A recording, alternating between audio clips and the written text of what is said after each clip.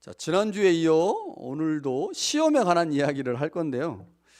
굉장히 중요한 이야기들을 많이 하게 될 것 같습니다. 시험에 관한 완결편이고, 자, 오늘 설교를 잘 들으시면 우리가 당하게 되는, 우리가 만나는 시험이 어떤 것인지 조금 더 구체적으로 이해할 수 있으실 것입니다. 자, 본문의 주된 내용이 시험인데, 이 시험은 이미 그 앞단락 1장 2절부터 8절 사이에서 이미 언급된 내용입니다. 자, 2절에 분명히 시험이 나와 있죠. 시험을 당하거든 온전히 기쁘게 여겨라, 이렇게 이야기를 했습니다. 여기서 야고보는 시험을 통해 얻을 수 있는 신앙의 중요한 원리를 설명했죠. 신앙의 원리. 그래서 제가 첫 번째 시간에 신앙의 원리라고 하는 제목으로 설교를 했습니다. 시험이 오면 그 시험 때문에 믿음이 잠깐 시련을 경험합니다. 그러나 그 믿음이 인내를 만들어내고, 그 인내는 결국 우리를 온전한 사람으로 세워주죠. 이게 신앙의 원리예요. 그래서 시험을 두려워하지 마라, 시험을 만나면 기뻐해라. 왜냐하면 시험은 결국엔 온전한 사람으로 우리를 만들기 때문이다. 이게 이제 2절부터 8절에서 말한 내용입니다. 그러니까 시험은 그 자체로 부정적인 거지만, 우리가 하나님의 말씀 안에 혹은 그리스도의 믿음 안에 거하고 있을 때 시험은 결과적으로는 긍정적 효과를 만들어낸다는 거죠. 이게 첫 번째 단락의 내용입니다. 자, 그 다음에 9절부터 11절에서 야고보는 공동체 안에 존재하고 있는 문제를 시험과 관련해서 지적합니다. 자, 부자들의 잘못된 행동과 말 때문에 공동체 안에 시험 든 사람들이 있었다는 거예요. 그들의 말과 행동 때문에 부자들이 그렇게 공동체를 어렵게 만들게 된 것들을 이제 9절부터 11절에 설명을 했죠. 자, 그러나 여전히 야고보는 희망이 있다는 사실을 이야기합니다. 부자들이 모든 재물이 풀개의 꽃같이 지나가는 것임을 알고 재물이 하나님 앞에서 신앙하는 평가 기준이 아니다라고 그 재물을 자랑하지 않으면, 그러니까 자신 안에 있는 하나님을 자랑하게 되면 부자도 살아나고 공동체도 살아날 수 있다. 이걸 이제 두 번째 단락에서 이야기를 했습니다. 그리고 나서 오늘 본문의 말씀에서 그러면 도대체 시험이 뭐냐, 그 시험이 구체적으로 무엇인지를 아주 자세하게 설명을 합니다. 자, 그런데 오늘 우리가 이해하고 있는 시험과 성서가 말하고 있는 시험 사이에 약간 차이가 있는 것 같아요. 자, 오늘 본문에 보면 12절에 그리고 13절에 4번, 그리고 14절에 1번, 이렇게 시험이라는 단어가 여러 차례 등장을 하는데 우리말은 모두 시험이라고 번역을 했습니다. 그런데 본문을 읽다 보면 뉘앙스가 조금 다르다는 걸 알 수가 있어요. 그러니까 어떤 시험은 긍정적인 의미로 쓰인 것 같고 어떤 거는 좀 부정적인 의미로 쓰인 것 같습니다. 분명 뉘앙스가 다른데 12절의 시험과 13절과 14절의 시험이 그 뉘앙스가 달라요. 자, 12절에 보면 시험을 참는 자는 복이 있다. 이는 시련을 견디어낸 자가 주께서 자기를 사랑하는 자들에게 약속하신 생명의 멸관을 얻기 때문이다. 자, 여기서 시험은 어떻습니까? 느낌이? 그 시험이 결국 생명의 멸관까지 가기 때문에 굉장히 긍정적인 의미로 쓰였죠. 이 시험은 2절에 나와 있는 시험과 그 의미가 매우 유사합니다. 자, 반면에 13절과 14절에 나와 있는 시험은 12절에 나와 있는 시험과 뉘앙스가 달라요. 자, 내용을 보면 이렇습니다. 사람이 시험을 받을 때 내가 하나님께 시험 받는다 하지 말라. 굉장히 부정적인 의미로 쓰여져 있죠. 하나님은 악에게 시험을 받지 아니하시고 친히 아무도 시험하지 않는다. 역시 부정적입니다. 사람이 시험을 받는 것은 자기 욕심에 끌려 미혹되기 때문이다. 역시 여기도 부정적입니다. 그러니까 2절과 12절은 시험이라는 단어가 굉장히 긍정적인 의미로 쓰인 반면에 13절과 14절은 굉장히 부정적인 의미로 쓰였기 때문에 같은 시험이라고 번역되어 있지만 뉘앙스가 서로 다르다는 거죠. 자, PPT를 한번 볼까요? 자, 우리는 보통 시험이라는 말의 의미를 구별하기 위해서 시험과 유혹을 구별해서 씁니다. 시험이라는 단어는 이제 테스트라는 단어로 쓰고요. 유혹이라는 단어는 템테이션이라는 단어로 씁니다. 그리고 이렇게 얘기를 하는 경향이 있어요. 우리는 마귀는 우리를 유혹한다. 그리고 하나님은 우리를 시험하신다. 그러니까 이제 하나님에게서 오는 시험은 테스트라는 단어를 쓰고 마귀에게서 오는 시험은 유혹, 템테이션이라는 단어를 쓴다는 거죠. 이렇게 이제 우리가 구분을 합니다. 이렇게 구분을 하는 이유가 있습니다. 영어가 이렇게 구분을 해요. 영어 성경이. 자, 그래서 영어 성경으로 1장의 내용을 좀 보면요. 다음 PPT를 보시면 자, 1장 2절과 3절에 시험이라는 단어가 나온다고 그랬죠. 그리고 12절에 시험이라는 단어가 나온다고 그랬는데 자, 1장을 보니까 1장 2절하고 3절에 나와 있는 시험은 다 테스트와 관련된 단어입니다. 그래서 1장 2절에는 트라이얼이라고 시험이라는 단어를 영어 성경은 번역을 했고요. 그 다음에 3절에 나오는 시련을 영어 성경은 테스트로 번역을 했어요. 그리고 이제 12절에 가면 역시 시험이라는 단어를 트라이얼로 번역을 했고, 그 다음에 12절에 나오는 시련이라는 단어를 테스트로 번역했습니다. 그러니까 2절하고 12절이 똑같이 번역을 한 거죠. 반면에 13절과 14절의 단어들은 템트라고 번역했어요. 그러니까 동사형, 템테이션의 동사형인 템트라고 유혹받는, 유혹받다 이렇게 번역을 했습니다. 그러니까 영어 성경은 내려주시면 돼요. 영어 성경은 시험과 유혹을 분명하게 구분하고 있습니다. 시험은 테스트로 혹은 트라이얼로, 그리고 유혹은 템테이션으로 이렇게 구분을 해서 번역을 하다 보니까 우리도 이렇게 이해하면 정확하겠구나 라고 하는 생각 때문에 보통 하나님으로부터 오는 시험은 그냥 시험이라고 보통 부르고요. 그 다음에 마귀로부터 오는 시험은 유혹이라는 단어를 써서 그 의미를 구분합니다. 자, 그런데 문제는 뭐냐면 영어 성경은 구분을 하는데 헬라어 성경에는 구분이 없어요. 제가 예전에도 말씀을 드린 적이 있는데 헬라어 성경을 보면 한 단어만 씁니다. 그 단어가 페이라스모스라는 단어예요. 페이라스모스. 그러니까 유혹이라는 단어도 영어 성경의 템테이션도 페이라스모스고, 테스트라고 번역되거나 트라이얼로 번역된 단어도 역시 페이라스모스입니다. 그러니까 헬라어 성경은 번역을 안 하는데 하나로만 번역을 했는데 영어 성경을 번역한 사람들은 그 의미를 조금 나누려고 하나는 트라이얼, 하나는 템테이션 이렇게 번역을 한 거죠. 그럼 우리 성경은 어떻습니까? 하나의 단어만 번역했잖아요. 시험이라는 단어만 번역했잖아요. 이렇게 번역한 이유가 헬라어 성경 때문에 그런 거죠. 그러니까 헬라어 성경에서 한 단어만을 사용하기 때문에 두 단어로 번역하는 거에 대한 부담감을 느꼈던 것 같아요. 그러니까 이제 우리말 성경이 굉장히 잘 번역한 겁니다. 잘 번역을 했는데 뉘앙스가 다르단 말이에요. 어디는 테스트 같고 어디는 템테이션 같고. 그럼 도대체 이걸 어떻게 구분해야 되느냐? 하나님에게서 온 테스트라는 시험하고 마귀에게서 오는 템테이션이라고 하는 유혹을 우리가 구분해야 될 것 같은데 어떻게 하면 구분할 수 있을까? 조금 이제 애매하죠. 자, 그래서 제가 헬라어 성경에 기초해서 시험이라고 번역된 단어를 유혹이라는 단어로 번역을 바꿔서 한번 제가 다시 한번 들려드리겠습니다. 2절을 이렇게 번역할 수 있어요. 너희가 여러 가지 유혹을 받거든 온전히 기쁘게 여겨라. 왜냐하면 너희의 믿음이 유혹을 받을 때 인내를 만들어내는 줄 너희가 알기 때문이다. 자, 어색합니까? 안 어색합니까? 어색해? 안 어색해요? 반응을 좀 해주셔야 제가 설교를 진행합니다. 안 어색하죠? 뭐 상관없어요. 유혹이라고 번역을 해도 큰 차이가 없습니다. 12절도 유혹을 한번 읽어보겠습니다. 유혹에 저항하는 자는 복이 있다. 여기 이제 참는다, 견딘다라는 말을 헬라어에서 다르게 번역을 하면 저항하다로 번역할 수 있어요. 그래서 유혹에 저항하는 자는 복이 있다. 왜냐하면 유혹을 저항한 자는 하나님이 사랑하시는 자에게 약속한 생명의 멸관을 받을 것이기 때문이다. 이상합니까? 안 이상합니까? 안 이상하죠. 그러니까 유혹이라고 번역을 해도 큰 문제가 없는데 이제 우리말은 영어는 좀 그 뉘앙스 때문에 이제 영어 성경은 다르게 번역했고 우리말은 이제 하나로 번역을 했습니다. 여러분, 유혹은 부정적 면을 가지고 있죠. 그러나 유혹을 믿음으로 이겨내면 믿음은 오히려 인내를 만들어내고 인내는 조금도 부족하지 않는 신앙인으로 우리를 만들어냅니다.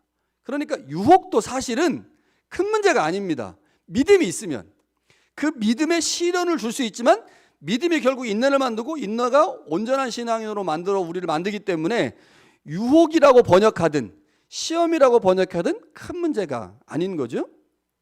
자, 그런데 야고보서에 나와 있는 이 시험이라고 하는 페이라스모스라고 하는 단어의 기본 의미는 유혹입니다. 유혹. 그러니까 부정적이고 나쁜 의미로 사용된 단어예요. 자, 야고보는 시험이 가진 긍정적인 면을 말하지만 실제로 이 시험이라는 단어가 가지고 있는 기본적인 의미는 부정적이기 때문에, 그래서 13절 이하에 시험이 하나님께로부터 왔다고 말하지 말라라고 말하는 겁니다. 이 부정적인 의미가 이 단어 안에 깊이 있기 때문에 야고보는 하나님께서 주시는 시험, 하나님께서는 시험을 주시는 분이 아니고 온갖 좋은 은사와 선물을 주시는 분이다. 하나님에게 시험 받았다고, 하나님이 누구에게 시험 받는다고 절대 말하지 마라. 왜 이렇게 말하겠어요? 시험이라고 하는 말이 갖고 있는 기본 의미가 부정적이기 때문에 그렇습니다. 만약에 긍정적인 의미로 사용됐다면 이렇게까지 말하지 않았을 거예요.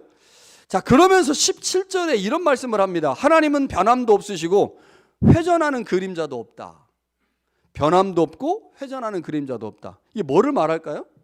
그 앞에 하나님은 빛이다 이런 말을 해요. 하나님은 빛이신데 하나님은 변함도 없고 회전하는 그림자도 없다. 여러분, 그림자는 부정적 의미죠. 부정적 의미.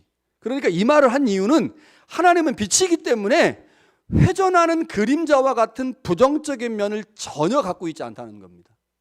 그러니까 뭐를 의미하는 거예요? 하나님은 누구를 시험하지도, 그리고 누군가로부터 시험받지도 않는다. 다시 말하면 하나님은 그렇게 부정적 의미의 유혹을 누구에게 줘서 그를 넘어뜨리려고 하는 일을 하나님은 결코 하지 않는다라는 겁니다. 자, 그러면 인간이 유혹과 같은 시험을 당하는 이유가 뭐겠습니까? 분명히 말하죠. 유혹을 당하는 이유는 뭐냐? 욕심 때문이다. 그러니까 우리가 시험을 당하는 이유는 하나님이 우리를 시험하셨다, 하나님이 우리를 지금 테스트하고 있다, 이게 아니고 우리가 시험을 받는 이유는 욕심 때문이다 라고 말하면서 야고보는 2절과 12절에서는 시험을 매우 긍정적으로 설명을 했는데 13절과 14절에 와서는 그 시험을 매우 부정적으로 설명을 하면서 우리로 하여금 혼란을 일으키고 있어요. 도대체 이게 무슨 얘기를 하는 거야? 그럼 어떻게 이해를 해야 될까? 시험이 도대체 우리에게 긍정적인 거야? 부정적인 거야? 도대체 뭐야? 하나님은 시험 받지 않으시고 하나님은 누구도 시험하지 않는다고 말하는 거 보니 시험은 부정적인 것 같은데 분명히 2절과 12절에는 긍정적인 의미로서 시험을 사용했거든요.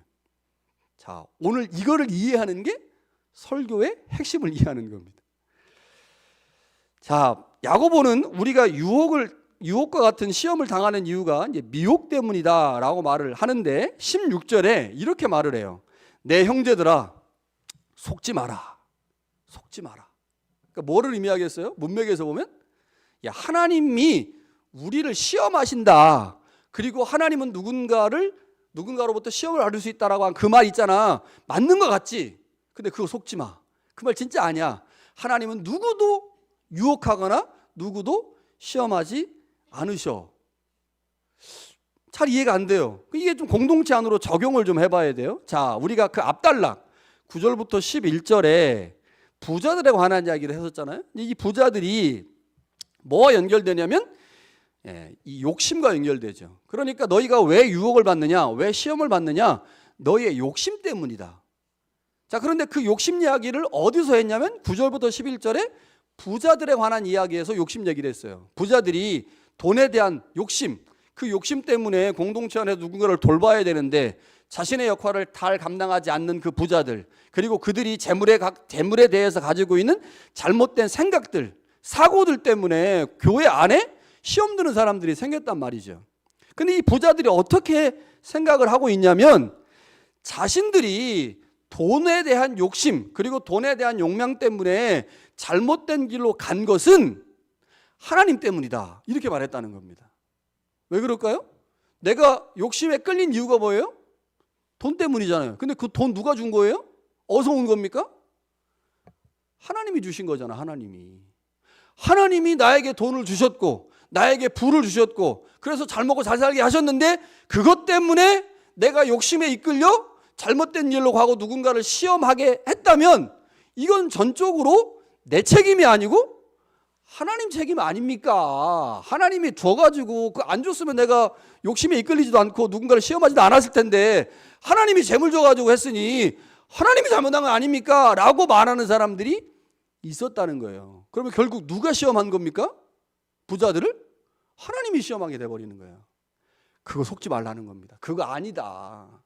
하나님은 결코 누군가를 시험을 받지도 않는다. 그러니 부자들이 자신들의 욕심에 이끌려 탐욕 때문에 돈을 추구하는 삶을 산 것을 마치 그 돈을 허락하신 하나님이 우리를 시험하신 것처럼 말한다면 말도 안 된다. 하나님은 결코 누군가를 시험받지도 않으신다라고 이야기를 하는 거죠. 그러니까 부자들의 잘못을 자신들의 욕심에서 찾지 않고 하나님에게서 찾고 있는 그들을 향해 지금 비난하고 있는 겁니다. 비판하고 있는 거예요. 이 말씀이.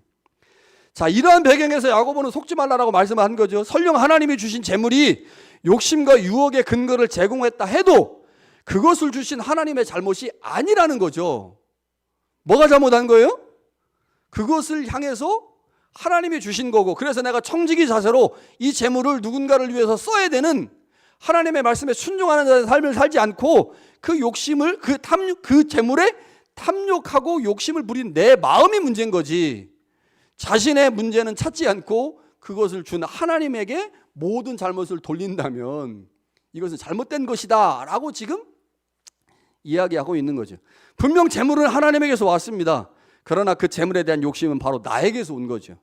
재물 자체가 문제가 아니라 그 재물에 대한 탐심과 욕심을 가진 내가 문제인데 부자들은 이 점에 대해서 전혀 인지하지 못하고 있는 거죠. 그래서 속지 말라라고 얘기한 겁니다. 자, 우리는 종종 이러한 오류에 빠져요. 자, 이런 오류에 빠지는데 이런 경우에도 빠집니다. 귀신과 관련해서도 이 오류에 빠져요. 자, 무슨 말이냐? 제가 예전에 이제 귀신론 강의하면서 또 설교하면서 말씀드린 적이 있는데 종종 우리가 어떤 개인적인 잘못이나 실수를 하잖아요.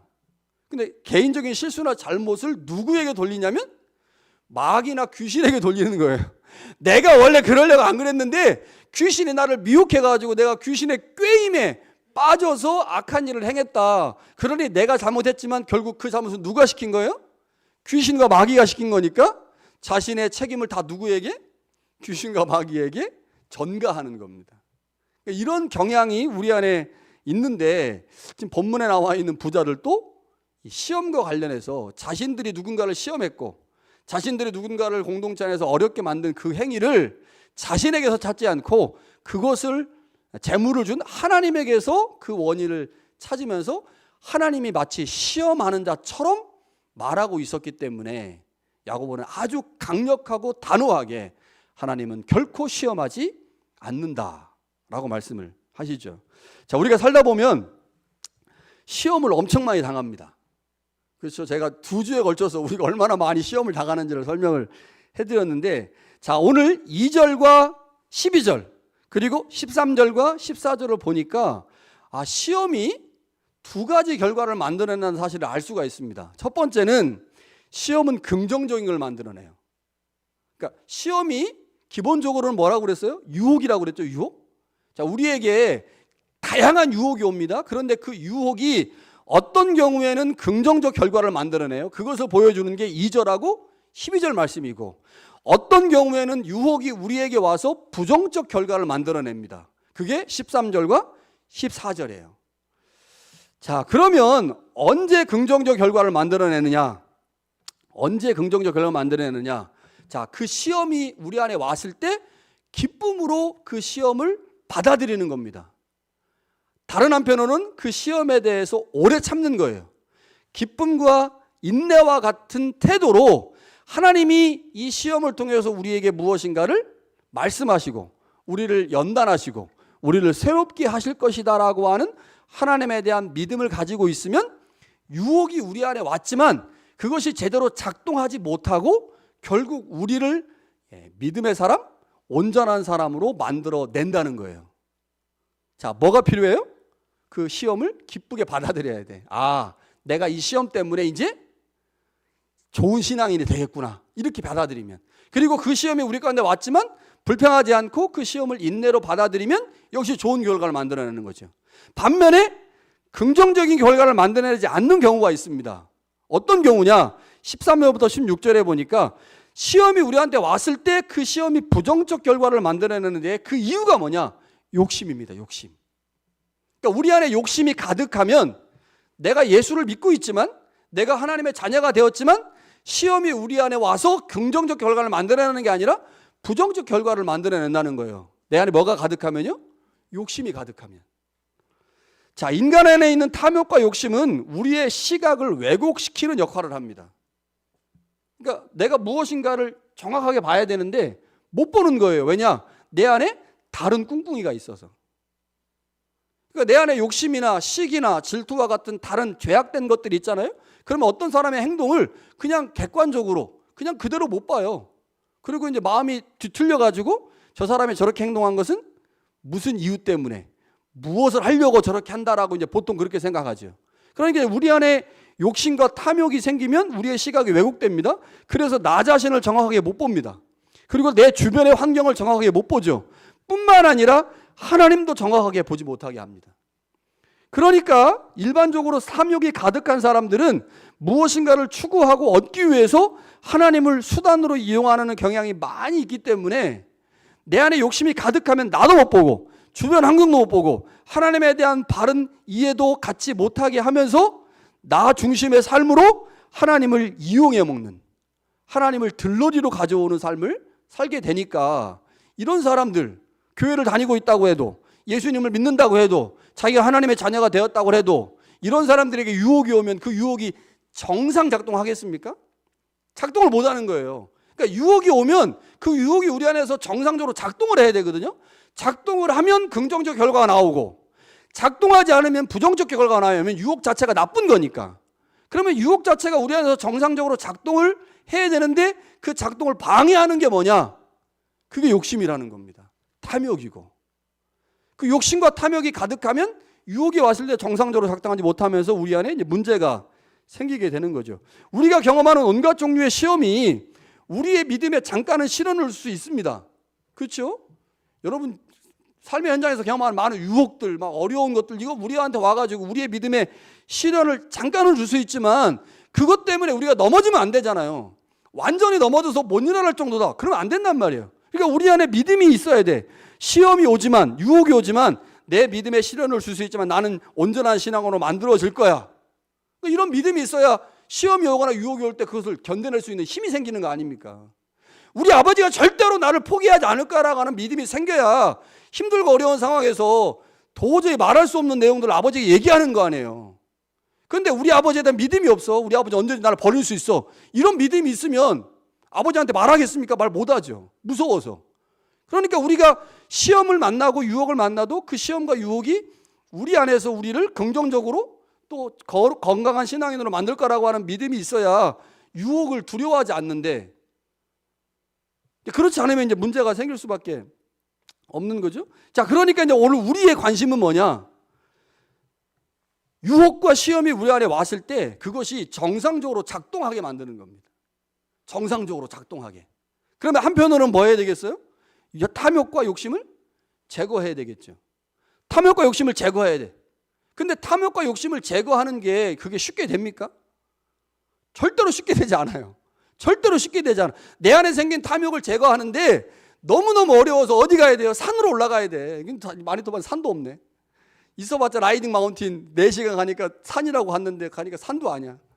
거기 가가지고 나를 막 욕심을 제거하고 탐욕을 제거하고 이게 쉽지 않단 말이에요. 그런데 18절에 야고보가 뭐라고 말하냐면, 야, 너희는 하나님의 말씀으로 태어난 자들이야. 진리의 말씀으로 너희가 나음을 받았어 라고 말하면서 탐욕과 욕심을 제거할 수 있는 방법으로 진리의 말씀을 언급합니다. 그러니까 우리가 말씀으로 태어났다, 진리의 말씀으로 우리가 나음을 받았다라는 말은 우리는 말씀의 사람이라는 거죠. 그런데 우리 안에 뭐가 들어와 있어요? 탐욕과 욕심이 들어와 있는 거죠. 그러면 탐욕과 욕심을 제거하기 위해선 우리 안에 존재하고 있는 하나님의 말씀의 분량을 키우는 것밖에 없습니다. 하나님의 말씀의 분량을 키우는 거죠. 그래서 탐욕과 욕심이 설 자리를 없게 만드는 방법, 이겁니다. 그래서 하나님의 말씀이 내 안에 충만하면 그 말씀으로 인해서 유혹과 시험이 왔을 때 정상 작동을 합니다.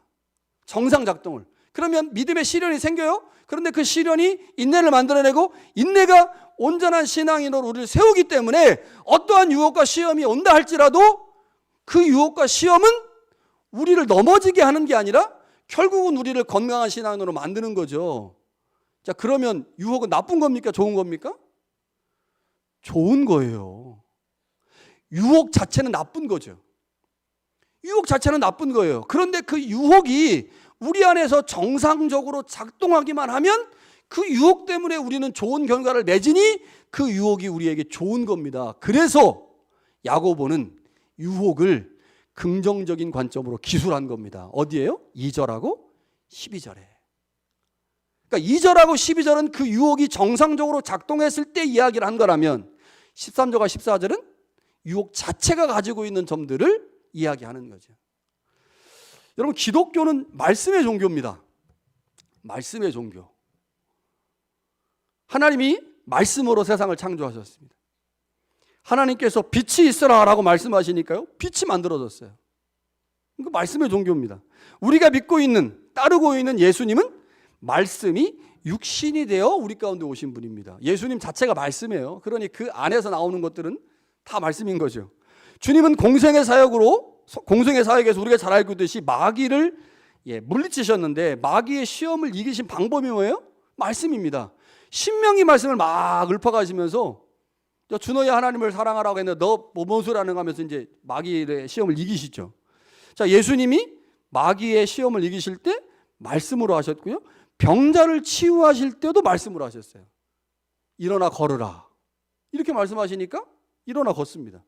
하나님이 천지를 창조하실 때 말씀으로 하셨고 예수님이 말씀이시고 공생애를 보니 예수님이 마귀의 시험을 이기신 방법도 말씀이고 병자를 치유하신 것도 말씀입니다. 기독교의 경전인 성경을 뭐라고 불러요? 우리는요? 하나님의 말씀이라고 부릅니다. 자, 그러니까 기독교의 근간은 하나님의 말씀입니다. 다르게 표현하면 기독교의 근간은 말입니다. 말. 여러분, 기독교가 말씀의 종교다 보니까요, 기독교 신앙이나 교리의 중심에 항상 말이 있습니다. 말이 있어요. 예를 들면 기독교 중심의 신앙에 이제 예배가 있죠. 예배의 핵심에 뭐가 있습니까? 설교가 있죠. 설교는 다 뭘로 하는 거예요? 말로 하는 겁니다. 말로. 제가 여기서 뭐 액션을 막 이렇게 한다고 여러분들이 말 않고 액션만 하면 목사님 오늘 뭔 얘기 하는지 다 압니까? 모르죠. 말로 해요. 여러분, 기도 뭐로 합니까? 말로 해요. 찬양 뭘로 해요? 말로 해요. 교제 뭘로 합니까? 다 말로 합니다. 말이 굉장히 중요해요. 다른 종교보다 훨씬 더 중요합니다. 왜냐? 기독교는 말씀의 종교라. 하나님이 말씀으로 모든 일을 하셨고 예수님이 말씀이시고 또 기독교 신앙의 중심인 예배가 다 말로 진행되기 때문에 말이 무엇보다 중요하죠. 자, 그래서 기독교 신앙에서 말이 중요하다. 이것은 우리의 신앙 행위가 말로 진행된다고 하는 것을 넘어서서 우리의 신앙이 바른 방향으로 방향을 잡으려면 하나님의 말씀이 우리 안에 온전하게 들어와 그 말씀의 지배를 받는 것 외에는 방법이 없다는 말입니다. 여러분, 우리 안에 가장 문제가 뭐냐? 탐욕과 욕심이에요. 이 탐욕과 욕심의 문제를 해결해야 되는데 어떤 방법으로 그 문제를 해결할 수 있느냐? 답은 진리의 말씀밖에 없습니다. 하나님의 진리의 말씀을 내 안에 계속 쌓아서 그 말씀의 지배를 받게 될 때 그때 비로소 탐욕과 욕심으로부터 자유한 그리스도인이 될 수 있는 거죠. 이 자유한 그리스도인이 되지 못하면 시험이 왔을 때 그 시험이 우리 안에서 정상 작동이 안 되면서 결국 그 유혹으로 인하여 마지막이 멸망인 최후의 결말을 그렇게 맞게 되는 거죠. 여러분, 진리의 말씀이 이렇게 작동합니다. 하나님의 말씀을 머리로 배우죠. 그렇죠? 머리로 배우지 않고 가슴으로 배우는 사람은 없어요. 하나님의 말씀을 머리로 듣습니다. 귀로 들어요? 그러면 귀로 들을 때 우리 안에 있는 이성과 지성이 작동을 합니다. 그래서 그 말씀을 이해해요. 이해되어야만 머리에 들어갑니다. 제가 여기서 설교를 엄청나게 오래 막 열정적으로 막 했는데 여러분들이 그 설교를 하나도 이해하지 못하면 제가 아무리 30분 동안 열심히 설교해도 여러분들의 머리 가운데 안 들어갑니다. 이해되어야 돼요.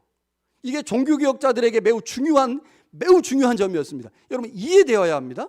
성경 공부를 하거나 설교를 들을 때 그 말씀이 이해되면 머릿속에 그 말씀이 이제 남죠. 그러면 그 말씀이 성령의 역사를 통해서, 예를 들면 기도와 찬양과 같은 성령의 전폭적인 역사가 있는 현장에 가면 그 말씀이 어디로 내려오느냐? 가슴으로 내려옵니다. 가슴으로 내려와요. 가슴으로 내려와서 그 말씀이 나를 뜨겁게 만들죠. 그러면 그때 뭐래요? 움직이는 겁니다. 움직이는 거예요. 그러니까 여러분, 말씀을 머리로 배우고 그 배운 말씀이 성령의 도우심으로 마음으로 내려오고, 그래서 그 말씀이 내 마음을 지배하고 내 마음을 다스리면 마음이 움직이면서 행동하기 시작하는 거죠. 여러분, 이 절차를 따라야 돼요. 그래서 교회는 죽을 때까지 성경 공부해야 되는 겁니다. 여러분, 제가 항상 하는 얘기지만 여러분, 밥 오늘 먹었다고 내일 안 먹습니까? 그러실 분, 오늘 아침 먹었으니 나는 교회에서 먹는 점심은 안 먹을 거야, 이런 분 계십니까? 아니요. 아침 먹어서도 점심 먹어야 되고 점심 먹어서 저녁 먹어야 돼. 이거 어쩔 수 없는 거예요. 우리는 죽을 때까지 먹어야 됩니다. 마찬가지예요. 하나님의 말씀을 우리가 죽을 때까지 왜 배워야 되느냐? 그 말씀이 내 안에 들어와서 계속해서 나를 지배하지 않으면 내 안에 있는 욕심과 욕망이 점점점 그 분량을 키우거든요. 우리가 말씀을 듣고 배우는 이유는 내 안에 있는 욕심과 욕망을 줄이기 위한 수단으로 배우는 겁니다. 그렇게 하나님의 말씀을 배워야 내 안에 욕심과 욕망이 설 자리가 없어지고 그 분량이 작아져야 유혹과 시험이 내 안에 왔을 때 그 유혹과 시험이 내 안에서 정상 작동을 하게 되는 거죠. 정상 작동하지 않으면 유혹 때문에 넘어져서 망합니다. 우리 교회 왜 다녀요? 궁극적으로는 천국 가려고 다니는 거 아닙니까? 궁극적으로는 이 땅에서 하나님의 나라를 경험하고 하나님의 자녀답게 행복한 삶을 살고, 고통이 오고 환난이 와도 그 환난과 고통을 이겨낼 수 있는 힘을 얻고, 그래서 하나님의 자녀로 이 땅을 살다가 저 천국에서 하나님과 영원토록 영생하는 삶을 살려고 우리가 교회 다니는 거 아닙니까? 그런데 그 삶을 방해하는 가장 중요한 게 뭐냐? 욕망과 욕심이라는 겁니다. 그 욕망과 욕심을 제어하지 못하면 그 욕망과 욕심을 따라 들어오는 수많은 유혹들이 우리를 넘어뜨린다는 거죠. 여러분, 이제 우리 안에 하나님의 진리의 말씀을 채워야 합니다. 진리의 말씀이 우리 안에 가득 채워지면 우리가 당면하는 모든 유혹과 시험은 우리에게 긍정적으로 작용할 것입니다. 그래서 그것이 결국 우리를 온전한 신앙인으로 만들 거예요. 그러나 우리 안에 하나님의 말씀, 진리의 말씀이 채워지지 않으면 아주 작고 사소한 유혹이 우리에게 왔을 때 우리 안에 있는 욕심과 욕망과 결부되고 결합돼서 우리를 사망으로 이끌어 갑니다. 유혹 자체는 나쁜 것입니다. 그러나 우리가 말씀 위에 있고 말씀 안에 있을 때 그것은 우리에게 긍정적 결과를 만들어내므로 우리의 신앙을 더 단단하게 만들죠. 그때 그렇게 우리에게 들어와서 긍정적 결과를 만들어내는 유혹을 뭐라고 부르는 거예요? 시험이라고 부르고, 더 나아가서 하나님이 우리의 시험을 테스트하신다라고 말할 수 있는 겁니다. 그때 가서야. 왜냐하면 결국 우리 안에 들어온 그 유혹이 우리를 하나님의 선으로 만들었으니까. 여러분, 우리가 이 땅을 살면서 엄청나게 많은 유혹을 당하지만 그 유혹에서 승리할 수 있는 유일한 방법은 하나님의 진리의 말씀이 우리 안에 계속해서 존재하게, 또 그 말씀이 우리를 지배하도록 만드는 방법입니다. 하나님의 말씀을 배우는 일에, 또 하나님의 말씀을 듣는 일에, 하나님의 말씀을 읽는 일에 여러분 소홀하지 마시고 하나님의 말씀을 항상 가까이 하시는 여러분 모두가 될 수 있기를 간절히 축원합니다.